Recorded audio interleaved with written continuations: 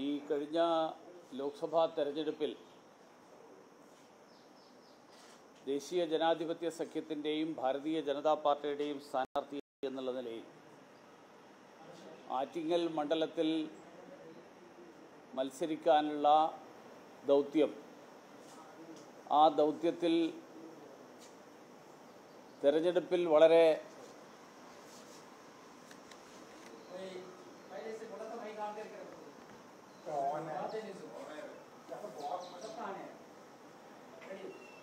കഴിഞ്ഞ ലോക്സഭാ തെരഞ്ഞെടുപ്പിൽ ആറ്റിങ്ങൽ മണ്ഡലത്തിൽ ദേശീയ ജനാധിപത്യ സഖ്യത്തിൻ്റെയും ഭാരതീയ ജനതാ പാർട്ടിയുടെയും സ്ഥാനാർത്ഥി എന്നുള്ള നിലയിൽ മത്സരിക്കാനുള്ള ദൗത്യം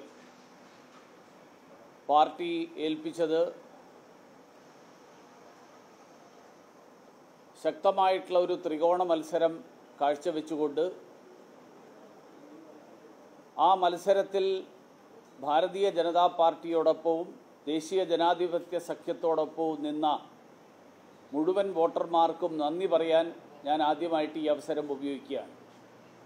ഇന്നലെ വളരെ വൈകി ഏതാണ്ട് 12 മണിയോടുകൂടിയാണ് ആറ്റിങ്ങലിലെ തെരഞ്ഞെടുപ്പിൻ്റെ ഔദ്യോഗിക ഫലപ്രഖ്യാപനം വന്നത്. അതിനുശേഷം ഇന്ന് കേന്ദ്ര മന്ത്രിസഭാ യോഗത്തിൽ പങ്കെടുക്കേണ്ടതുകൊണ്ട് ഡൽഹിയിലേക്ക് വരേണ്ടി വന്നതിനാൽ അവിടെ ആറ്റിങ്ങലിലും തിരുവനന്തപുരത്തോ നിന്ന് ഈ കാര്യങ്ങൾ ജനങ്ങളോട് സൂചിപ്പിക്കാൻ സാധിച്ചില്ല. മാത്രമല്ല, ഈ തെരഞ്ഞെടുപ്പിൽ കഴിഞ്ഞ തവണത്തെ കണക്കുമായിട്ട് താരതമ്യം ചെയ്താൽ ദേശീയ ജനാധിപത്യ സഖ്യത്തിന് 65,277 വോട്ടിൻ്റെ വർധനവാണ് ലഭിച്ചിട്ടുള്ളത്. ഏതാണ്ട് 7% വോട്ടിൻ്റെ വർധനവ്. 2,46,502 നിന്ന് 3,11,779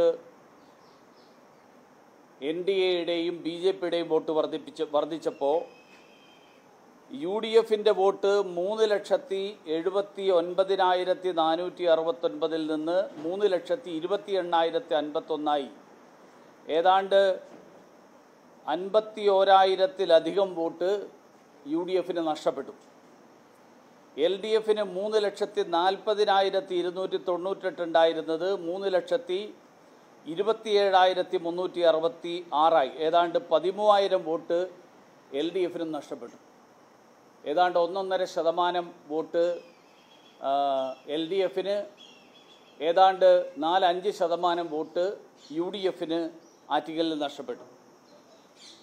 ഇതാണ് വസ്തുത. പക്ഷേ ഈ വസ്തുത തിരിച്ചറിയുന്നതിന് പകരം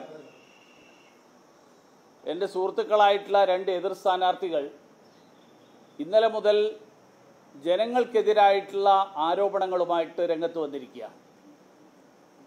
ഭാരതീയ ജനതാ പാർട്ടി പണമൊഴുക്കി വോട്ട് വാങ്ങി എന്നാണ് ഇവർ രണ്ടുപേരും നടത്തുന്ന പ്രചരണം. എന്ന് പറഞ്ഞാൽ ആറ്റിങ്ങലിലെ ജനങ്ങൾ പണം വാങ്ങി വോട്ട് ചെയ്യുന്നവരാണ് എന്നുള്ള ഒരു പ്രചരണമാണ് നടത്തിക്കൊണ്ടിരിക്കുന്നത്. ആറ്റിങ്ങലിലെ ജനങ്ങളെ പണം ഉപയോഗിച്ച് സ്വാധീനിക്കാൻ ആരാണ് പ്രചരണ കാലത്ത് ശ്രമിച്ചത് എന്ന് നമുക്കെല്ലാവർക്കും അറിയാം. ആ കാലത്ത് അത് സംബന്ധിച്ചിട്ടുള്ള വാർത്തകളും പുറത്തു വന്നിരുന്നു. ഇന്ന് മാർക്സിസ്റ്റ് പാർട്ടിയുടെ സ്ഥാനാർത്ഥി ഇതേ കാര്യം ആവർത്തിച്ചിരിക്കുക. 2 CPMൻ്റെ സിറ്റിംഗ് നിയമസഭാ മണ്ഡലങ്ങളിൽ ജനങ്ങൾ അവരെ തിരസ്കരിച്ചതിന് BJPയെ കുറ്റം പറയരുത് എന്നാണ് എനിക്ക് CPMനോട് പറയാനുള്ളത്. 15,000 വോട്ടിൻ്റെ കഷ്ടിച്ചുള്ള വ്യത്യാസമാണ് NDAയും അല്ലെങ്കിൽ BJP NDAയും CPMും തമ്മിലുള്ളത്. ഈ തെരഞ്ഞെടുപ്പിനെ സംബന്ധിച്ചിടത്തോളം ഈ തെരഞ്ഞെടുപ്പിൽ ഒരു കോർപ്പറേറ്റുകളുടെയും പിന്തുണയില്ലായിരുന്നു, ഒരു മാധ്യമങ്ങളുടെയും പിന്തുണയില്ലായിരുന്നു, BJPയെ സഹായിക്കാൻ ഒരു യൂട്യൂബുകാരും രംഗത്തിറങ്ങിയില്ലായിരുന്നു. മാത്രമല്ല, ചില മാധ്യമ സുഹൃത്തുക്കളൊക്കെ പരസ്യമായിട്ട് അവരുടെ വാർത്താ അവലോകനങ്ങളിൽ പറഞ്ഞത് മുരളീധരന് കഴിഞ്ഞ തവണത്തെ വോട്ട് പിടിച്ചു നിർത്താൻ സാധിക്കുമോ എന്നടക്കം ചോദിച്ച ആളുകൾ. ഏതായാലും 2 നിയമസഭാ മണ്ഡലങ്ങളിൽ 1ാം സ്ഥാനത്തും മറ്റൊരിടത്ത് രണ്ടാം സ്ഥാനത്തും എത്താൻ ആറ്റിങ്ങലിൽ സാധിച്ചു. കേരളത്തിൽ ഭാരതീയ ജനതാ പാർട്ടി 3 ലോക്സഭാ മണ്ഡലങ്ങളിൽ മാത്രമാണ് നിയമസഭാ മണ്ഡലങ്ങളിൽ ഒന്നാം സ്ഥാനത്തെത്തിയിട്ടുള്ളത്. തൃശ്ശൂരിലും തിരുവനന്തപുരത്തും ആറ്റിങ്ങലിലും. അതിൽ തന്നെ ഏറ്റവും ഗ്ലാമർ കുറഞ്ഞ പ്രചരണമാണ് ആറ്റിങ്ങലിൽ നടന്നത്.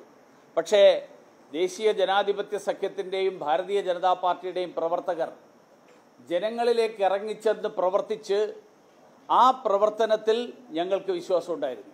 മാത്രമല്ല, അതിന് 3 കാരണങ്ങളുണ്ട്. ഒന്നാമത്തെ കാരണം, നരേന്ദ്രമോദി സർക്കാരിൻ്റെ ജനപ്രിയ പദ്ധതികളോട് ആറ്റിങ്ങലിലെ ജനങ്ങൾ കാണിച്ച താൽപ്പര്യം. 2, അഴിമതി വിരുദ്ധ ഭരണത്തോട് ആറ്റിങ്ങലിലെ ജനങ്ങൾക്കുള്ള ആഭിമുഖ്യം. 3, കേരളം ഭരിച്ചുകൊണ്ടിരിക്കുന്ന സാക്ഷാൽ കാരണഭൂതനോട് പിണറായി വിജയനും കുടുംബവും കാണിക്കുന്ന പച്ചയായ കൊള്ളയോട് അവിടുത്തെ ജനങ്ങൾക്കുള്ള അമർഷം.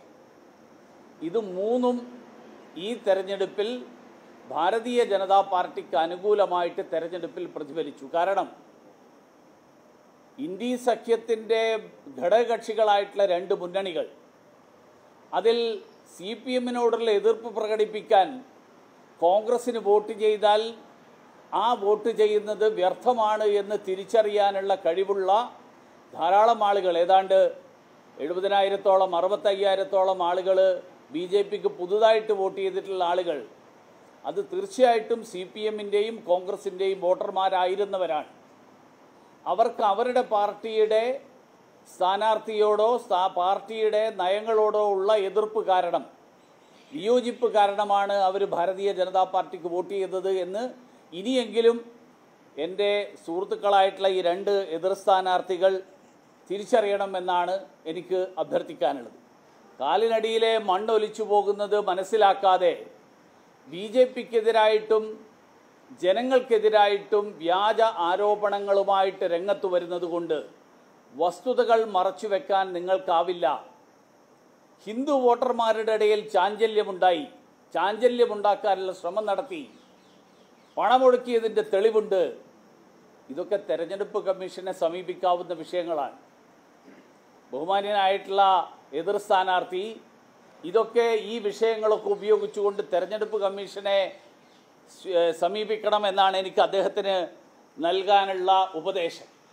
മാത്രമല്ല, നിർമ്മല സീതാരാമൻ നടത്തിയ പരിപാടിയെ സംബന്ധിച്ചും പങ്കെടുത്ത പരിപാടിയെ സംബന്ധിച്ചും അതോടൊപ്പം നെഹ്റു യുവകേന്ദ്ര നടത്തിയ ജോബ് എക്സ്പോയിനെ കുറിച്ചുമൊക്കെ ഇന്നലെ നമ്മുടെ സിറ്റിംഗ് MP-യുടെ ആക്ഷേപവും ഞാൻ കേട്ടു. നിർമ്മല സീതാരാമൻ കേന്ദ്ര ധനകാര്യമന്ത്രി വന്നത് ധനകാര്യ വകുപ്പിൻ്റെ പരിപാടിയിലാണ്. ആ പരിപാടിയിൽ മുഖ്യ അതിഥിയായിട്ട് ശ്രീ അടൂർ പ്രകാശിന് ഇൻവിറ്റേഷൻ ഉണ്ടായിരുന്നു. അദ്ദേഹമായിരുന്നു പങ്കെടുക്കേണ്ടത്. നെഹ്റു യുവകേന്ദ്ര പരിപാടികളിൽ നെഹ്റു യുവകേന്ദ്രയുടെ ഉദ്യോഗസ്ഥന്മാർ സിറ്റിംഗ് MP-യെ സമീപിച്ചിരുന്നു.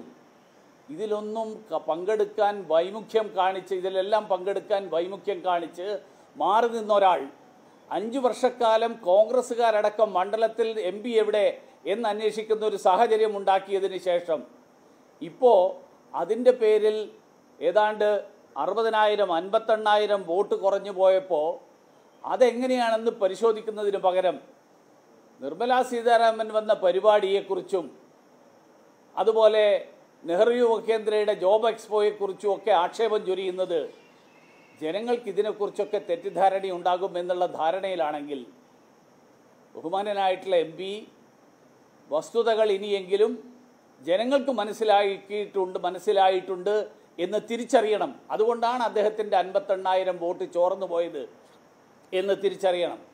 ഒരു കാര്യം കൂടി ഞാൻ ആറ്റിങ്ങലിലെ ജനങ്ങളോട് സൂചിപ്പിക്കാൻ ആഗ്രഹിക്കുകയാണ്.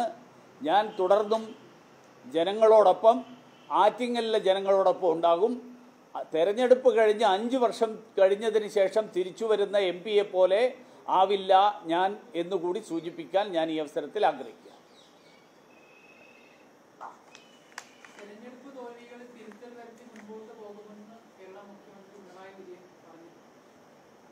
തിരുത്തൽ വരുത്തുന്നുണ്ടെങ്കിൽ ആദ്യം പറയേണ്ടത് മകൾ വാങ്ങിയിട്ടുള്ള നൽകിയിട്ടുള്ള ഏത് സേവനത്തിനാണ് അദ്ദേഹത്തിൻ്റെ മകളുടെ കമ്പനിക്ക് ഈ CMRL നിന്ന് കിട്ടിയിട്ടുള്ള പണം എന്നുള്ളതാണ് ആദ്യത്തെ തിരുത്തൽ വരുത്തേണ്ടത്.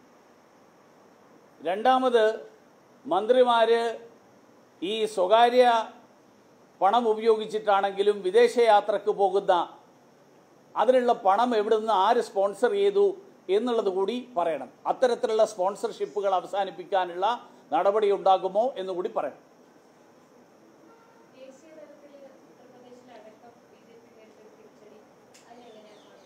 ദേശീയ തലത്തിലുള്ള കാര്യങ്ങൾ പാർട്ടിയുടെ കേന്ദ്ര കമ്മിറ്റി ബന്ധപ്പെട്ട ആളുകൾ ചർച്ച ചെയ്ത് അവർ വിശദീകരിക്കും.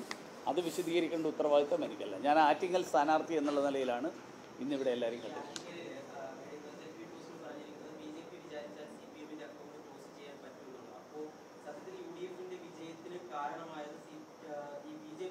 BJP വിചാരിച്ചു കഴിഞ്ഞാൽ അക്കൗണ്ട് ക്ലോസ് ചെയ്യുന്നത് ഞങ്ങൾ ജയിച്ചുകൊണ്ടാണ്.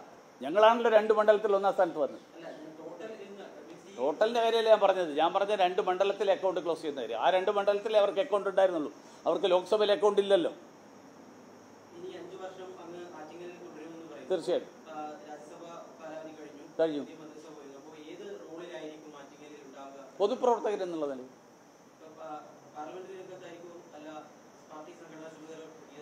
സംഘടനാ ചുമതല എനിക്കറിയില്ല. ഞാൻ ഇപ്പോൾ മത്സരിച്ച സ്ഥാനാർത്ഥി എന്നുള്ള നിലയിൽ 3,15,000 ആളുകൾ വിശ്വാസം അർപ്പിച്ചിട്ടുള്ള ഒരു വ്യക്തി എന്നുള്ള നിലയിൽ ആ ജനങ്ങളോടൊപ്പം നിൽക്കുക എന്നുള്ളത് എൻ്റെ ധാർമ്മികമായിട്ടുള്ള ഉത്തരവാദിത്തം. അല്ല, അതൊക്കെ അടുത്ത തവണത്തെ മണ്ഡലം സ്ഥാനാർത്ഥി ആരാണെന്ന് അപ്പോൾ തീരുമാനിക്കുമ്പോൾ ഞാൻ അടുത്ത 5 കൊല്ലം ഉണ്ടാവും എന്ന് പറയുന്നത് അത് അടുത്ത തെരഞ്ഞെടുപ്പിന് വേണ്ടിയിട്ടല്ല. അടുത്ത 5 കൊല്ലം ഞാൻ ഉണ്ടാകുമെന്ന് ഞാൻ പറയുന്നത് ഈ തവണ എനിക്ക് വോട്ട് ചെയ്ത ആളുകൾ അർപ്പിച്ചിട്ടുള്ള വിശ്വാസം കാത്തു സൂക്ഷിക്കാൻ പറ്റും. അടുത്ത തെരഞ്ഞെടുപ്പിലെ സ്ഥാനാർത്ഥി ആരാണെന്ന് ഞാനല്ലല്ലോ പ്രഖ്യാപിക്കേണ്ടത്. അത് പാർട്ടി സമയമാകുമ്പോൾ പ്രഖ്യാപിക്കും.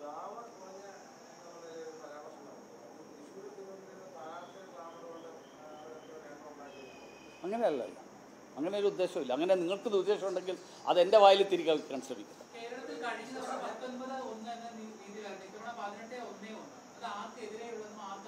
അല്ല, തീർച്ചയായിട്ടും ഈ തെരഞ്ഞെടുപ്പിൻ്റെ വിധിയെടുത്ത് കേരള സർക്കാരിനോടുള്ള ജനങ്ങളുടെ അമർഷം, ആ അമർഷമാണ് ജനങ്ങൾ പ്രകടിപ്പിച്ചത്.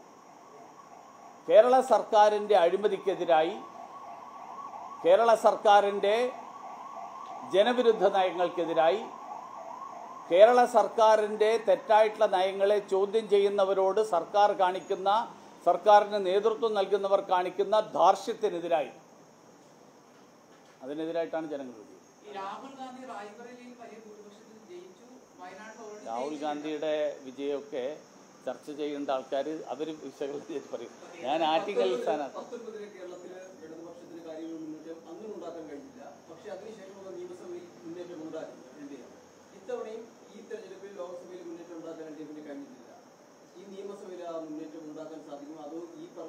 സമയമാകുമ്പോൾ നമുക്ക് ആലോചിക്കാം. അത് ഇനിയും കാലം കുറയും.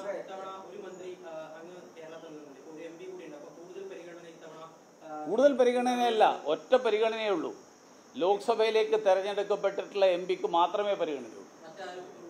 മറ്റാർക്കും ഉണ്ടാവേണ്ട കാര്യം എങ്ങനെ ഉണ്ടാവും എനിക്കറിയില്ല. അങ്ങനെ ഉണ്ടാവുമെന്ന്. കാരണം അന്ന് ഞാൻ MP ആയിരുന്നു, അതുകൊണ്ടാണ് പരിഗണന. ഇപ്പം ഞാൻ MP അല്ലല്ലോ.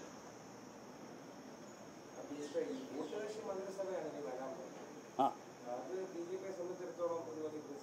എന്താ കാര്യം? അതിനു മുമ്പ് BJP പിന്നെ എന്താ സാഹചര്യം, എന്താ വ്യത്യാസം? പണ്ട് 130, 140 സീറ്റ് കിട്ടിയിട്ട് BJP-ക്ക് കൂട്ടുകക്ഷി മന്ത്രിസഭ ഉണ്ടാക്കാനും മുന്നോട്ട് കൊണ്ടുപോകാനും കഴിയുമെങ്കിൽ 240 കിട്ടിയാൽ പറ്റാതിരിക്കുക എങ്ങനെയാണ്? പിന്നെ നരേന്ദ്രമോദിയെക്കുറിച്ച് നിങ്ങളെല്ലാവരും പണ്ട് നടത്തിയിരുന്നത്, അദ്ദേഹത്തിന് ഗുജറാത്ത് മുഖ്യമന്ത്രിയായിട്ടുള്ള പരിചയമേ ഉള്ളൂ, അദ്ദേഹത്തിന് ഇന്ത്യയുടെ പ്രധാനമന്ത്രിയായിട്ട് അദ്ദേഹത്തിന് എന്താ പരിചയം, അദ്ദേഹത്തിന് ഇത് നടത്തിക്കൊണ്ടുപോകാൻ പറ്റുമോ എന്ന് നിങ്ങൾ ചോദിച്ചു. അദ്ദേഹം 2 തവണ ജയിച്ച് കാണിച്ചു തന്നു. ഒന്ന്. രണ്ടാമത്തെ കാര്യം, അദ്ദേഹം ഇന്ത്യൻ രാഷ്ട്രീയമൊക്കെ ശരി, അന്താരാഷ്ട്ര രാഷ്ട്രീയം അദ്ദേഹത്തിന് വഴങ്ങുമോ എന്ന് ചോദിച്ചു. അദ്ദേഹം G20 ഫലപ്രദമായിട്ട് നടത്തിയിട്ട് അദ്ദേഹം അതും കാണിച്ചു തന്നു. ഈ തവണത്തെ ഇത് കഴിയുമ്പോൾ കൂട്ടുകക്ഷി ഭരണം നയിക്കാനും നരേന്ദ്രമോദിക്ക് കഴിയും എന്ന് തെളിയിക്കപ്പെടാൻ പോകുന്ന കാലഘട്ടമാണ് ഇനി വരാൻ പോകുന്നത്.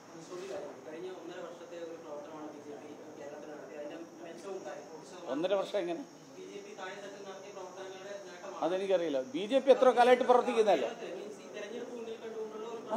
അങ്ങനെയൊന്നുമില്ല. അത് അദ്ദേഹത്തിൻ്റെ ആണ്, BJPയുടെ പ്രവർത്തനമല്ലല്ലോ.